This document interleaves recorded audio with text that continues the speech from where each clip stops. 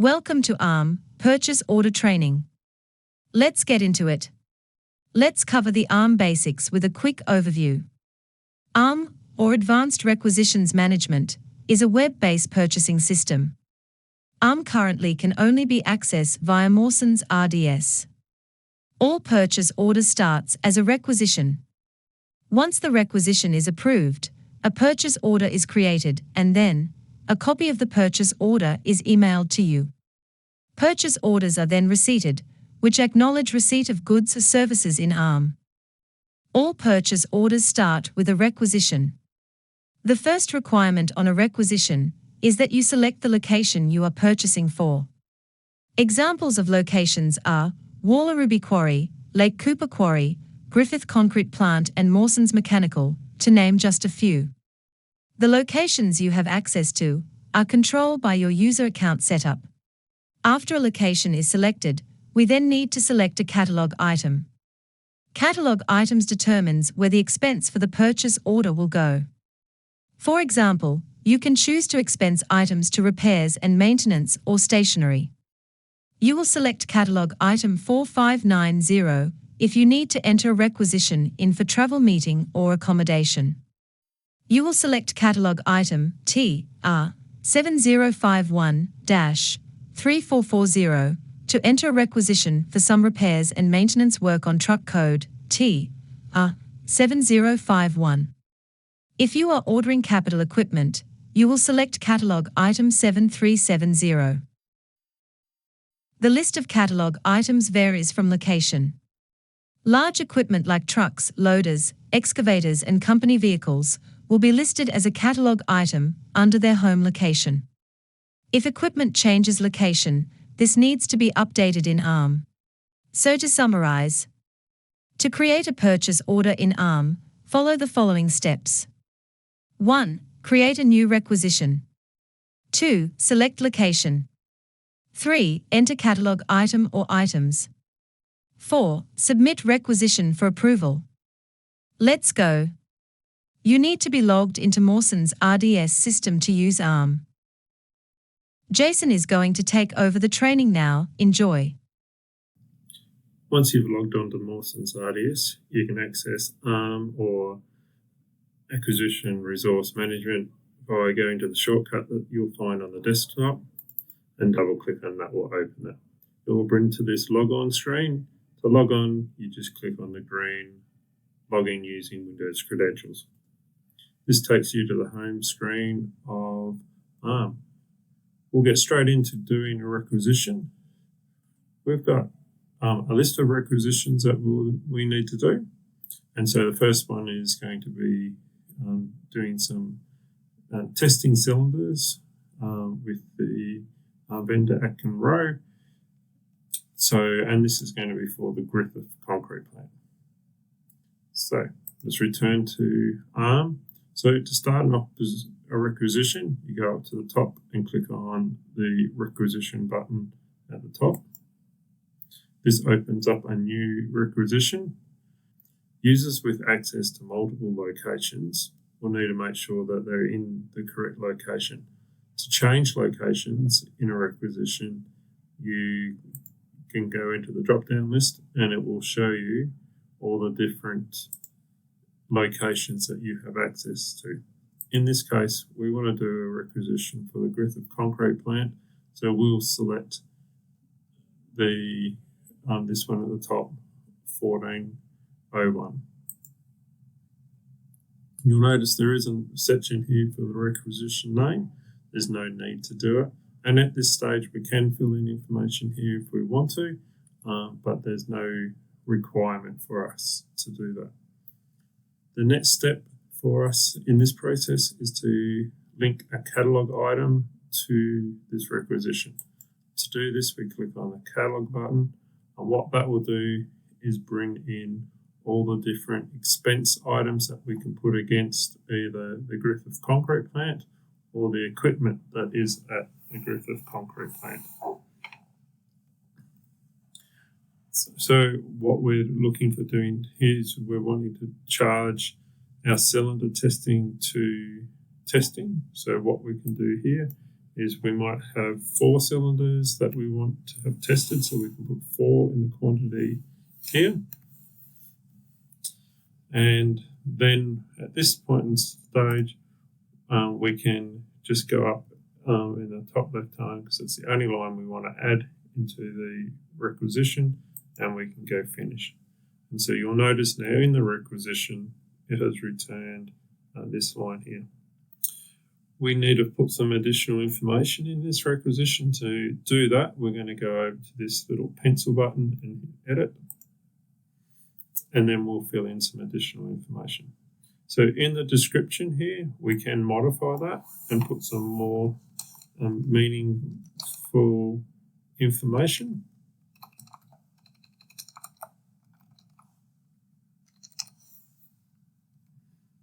And one of the key areas we need to always fill in is a vendor.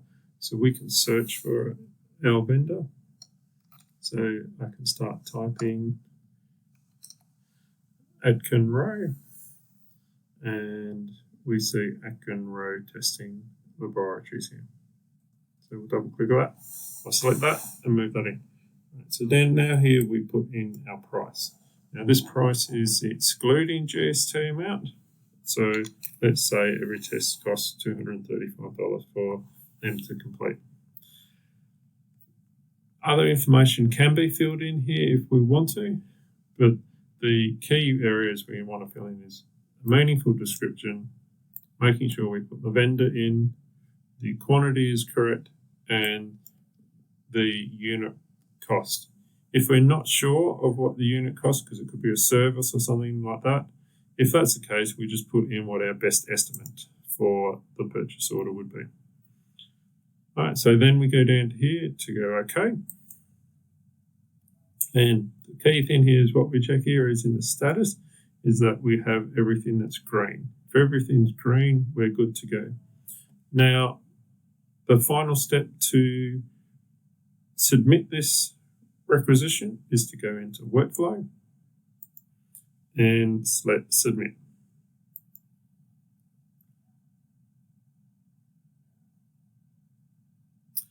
We have now submitted our requisition, and that requisition will go through the approval process. If the approval limit is, if the amount of this purchase order is lower than our approval limit, then this will automatically be converted into a purchase order.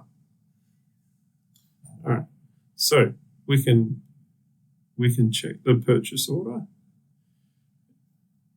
by a couple of ways. We can return to the dashboard, and we can see now under purchase orders, we have a purchase order here that has been created. There's a few other ways we can see it. We can have a look in our purchase orders that are needing being receipted. Go back to our dashboard. Purchase orders raised by you that is waiting to be received. So that's it there too. And a copy of the purchase order should be emailed to you. So you should be able to go into your email, and you'll have 2 emails. The first one is saying that the requisition has been approved, and then the second one is the actual purchase order. And so if we go into the purchase order here,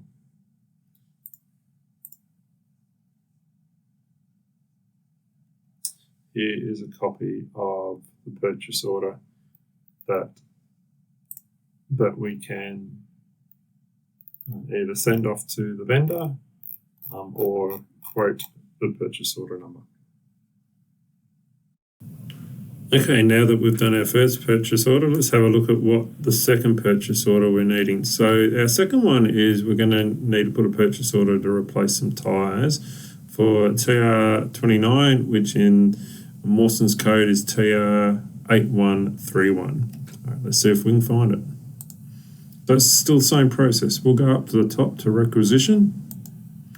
We will then go and make sure we're in the right location.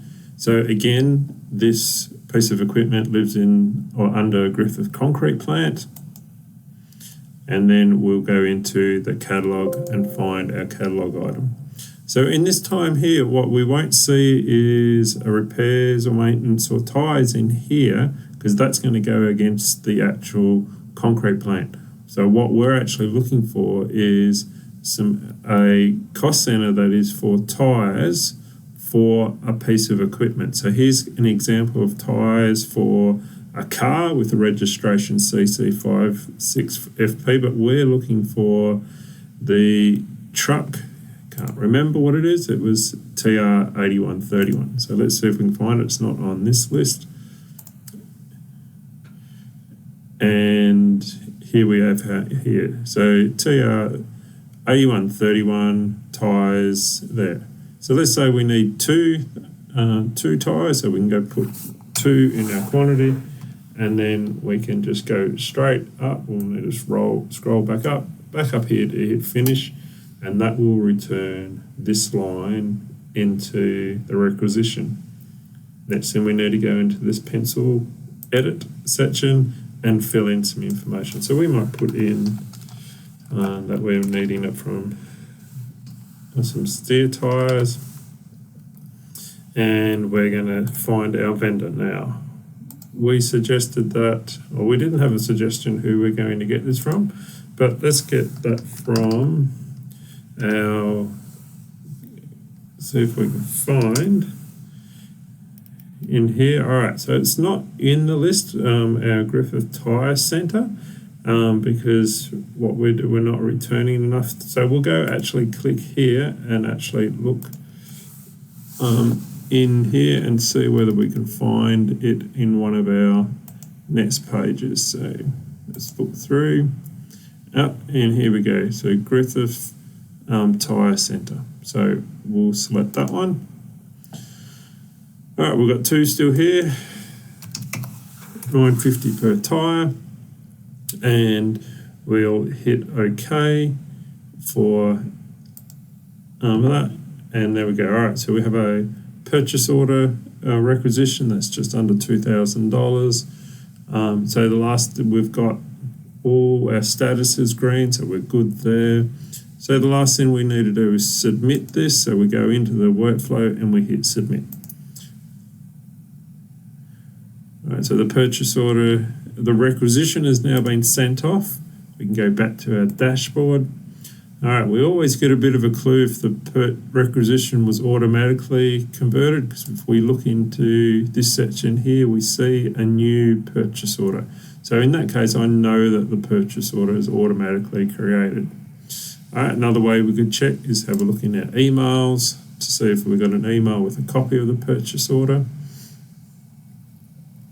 All right, so we have the email for the approval of the requisition, and we're yet to get our next email with the purchase order, because that was the one that in our previous example. So if we just wait a few seconds, hopefully the email will come through. There it is, it's turned up now. There it is there. And here's our purchase order. So we can forward that on to the vendor or quote the number. That's our purchase order. Very good. So we'll close out of there. Back to the dashboard. On to our next example. All right, so we're needing to do a service for Werner's Ute, which is CC56FG. All right, so again, up to requisition, we need to make sure we select the right location. Now, for most of you, you may only have one location, so you don't need to keep changing that. Catalogue, and we're going to go and find Werner's Ute, and I think it was back on page 1. All right, there it is, CC56FP. So for company vehicles, the way that our naming convention for that is the registration. And so, all right, so we're going to do one service so service will go against repairs and maintenance, and we'll go up to finish. And there's our line that's been created. We'll go in here and we'll put in our description, service, 180 k-kilometre service, and then we'll go into find our vendor. So again, we can just click straight into here if we wanted to, and search. And all right, so it's none of those guys that we want to do the service with. And we'll pick Griffith Diesel Service. Why not? All right, in this case, we don't exactly know what the price for the service will be, and so, but we can do our best estimate based on previous services as $600. And we hit OK with that, and so we've got the description done, we've got our vendor, we've got our quantity, we've got our unit price. Hit OK, and when we come back here, we'll notice that we've got everything here is green, so we know we're good to go. We can go to workflow, we hit submit, and that will then submit that for approval. In this case, it's automatically approved because it's underneath the purchaser's limit, and we can tell that the purchase order is automatically created again. It's now in this list in here. And if we jump into the email again, we will see the purchase order, an email for the purchase order. So we've got the requisition has come through, which is this top one here. And if we wait for a few more seconds again, we'll get the purchase order for it also. And here's the purchase order. So we go to the purchase order. And so there's the purchase order for Griffith Diesel Service and the details of the service. So you notice whatever we key in the description will print in on the purchase order, and also with the quantity and the price, excluding GST. Awesome. Now, we need to learn how to acknowledge that we have received the goods or service. Receipting a purchase order in ARM is the responsibility of the person who entered the requisition. When receipting the purchase order, you are stating: firstly, the goods have been received and are fit for purpose, or the service has been completed to the required standard.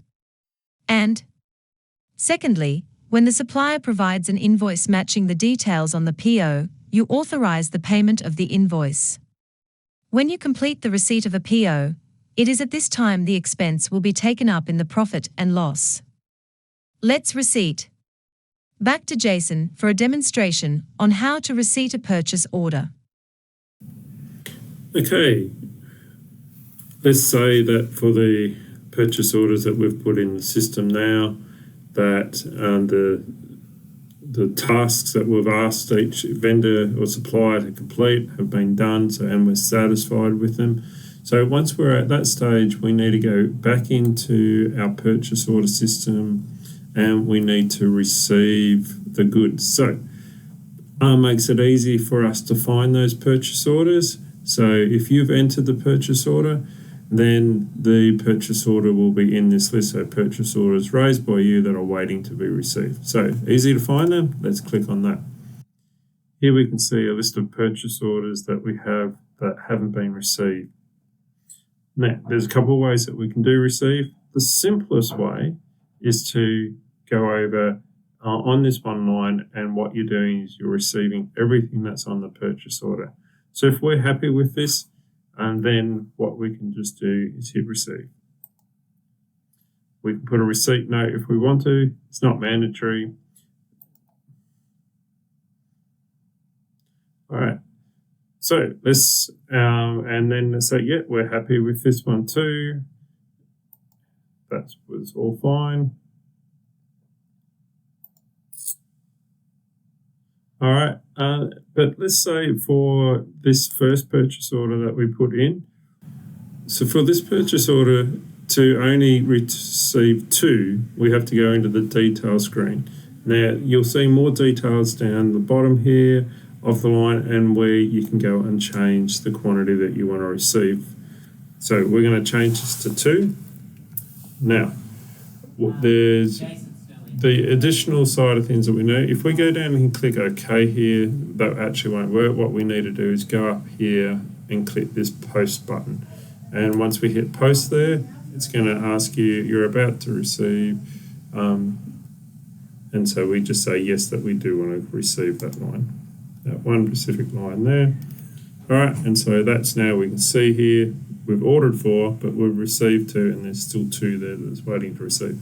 So we can leave that there like that, or if we were not going to ever use this, then what we can do is now go in and close this one. So what we could do is put that we're going to receive 0, and what we want to do is close the purchase order. And in this case, we want to post that, go yes. And so you'll notice here now that this status on this line is closed. We did only receive 2 and we ordered 4. Now if we go now back to our dashboard, you'll see that there is no more purchase orders ready for us to receive. Completed. Nice stuff. If you still need help, give the friendly admin team a call, and they will be able to help you further.